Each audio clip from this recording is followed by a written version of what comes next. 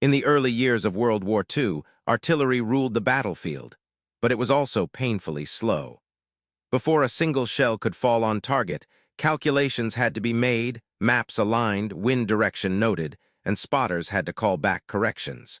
Each correction meant more delay, more time for the enemy to move, and no one in the world was faster at surviving artillery fire than the Germans.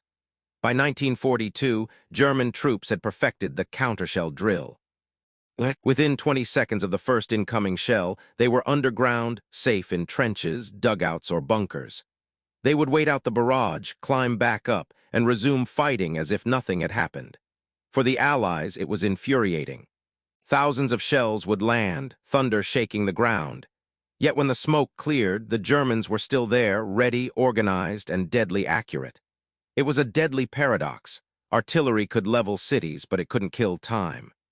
Every minute between the first and the last shell meant German soldiers could hide, survive, and counterattack. The Allies needed a way to make every gun fire as one. The solution came from an unlikely place, the plains of Oklahoma. At Fort Sill, the U.S. Army's artillery school, a small group of officers was studying the geometry of trajectories, not for destruction, but for synchronization. Their names are mostly forgotten today: Captain Henry Reese, Lieutenant John Finley, and a handful of anonymous technicians who spent their nights scribbling in notebooks. Their question was simple. What if all artillery batteries could fire at different times, but have their shells land at the same time? It sounded impossible. Each shell had a different flight time, depending on distance, powder charge, angle, and weather. But with precise timing and perfect calculations, it could be done. They called it time on target. It meant that instead of a slow, rolling barrage, the first shells would hit everywhere at once. The first sound a German soldier would hear would be the explosion itself. The math was brutal. To coordinate even 3 guns, officers had to calculate trajectory arcs to the millisecond. For an entire division, over 100 guns, it required perfect radio discipline, stopwatches, and nerves of steel. They tested it in training fields at Fort Bragg and Camp Pickett. By 1943, the system was ready for war. It was first used in Anger during the North African Campaign. At El Getter, Tunisia, 1943, the U.S. 9th Division faced German positions fortified with anti-tank guns and machine nests. At dawn, American forward observers signaled the order. Over 200 guns opened fire, each at a different second, but the shells arrived together. Witnesses described the result as a hammer from the sky. German defenses vanished in minutes.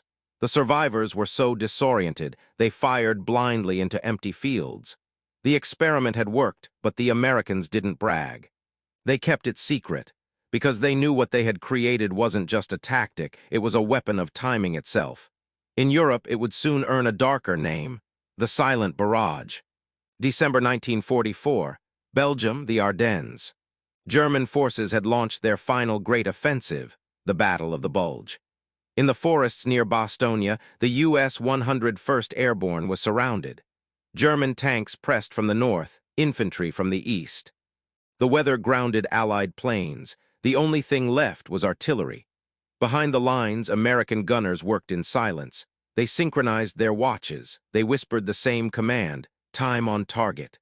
At exactly 5:25 a.m., the first shell landed, and in the next heartbeat, hundreds more exploded across the forest. Tree trunks snapped like matchsticks. Snow turned to dust. German radio operators screamed that the sky had fallen. It was the largest coordinated TT ever executed, over 350 guns firing in perfect harmony. For 5 minutes, chaos reigned. Then, silence. The counterattack never came. When the smoke cleared, German formations were gone, obliterated before they could even dive for cover. Time on target had become more than a tactic. It was psychological warfare, a soundless countdown of death. By 1945, TT had become standard in every U.S. artillery command. Even the British adopted their own version, called predicted fire.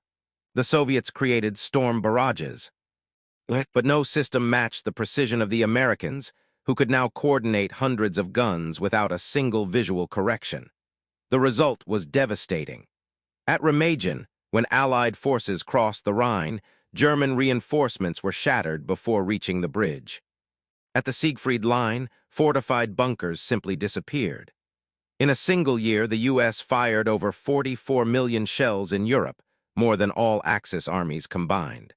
And yet behind that overwhelming firepower lay not brute force but calculation.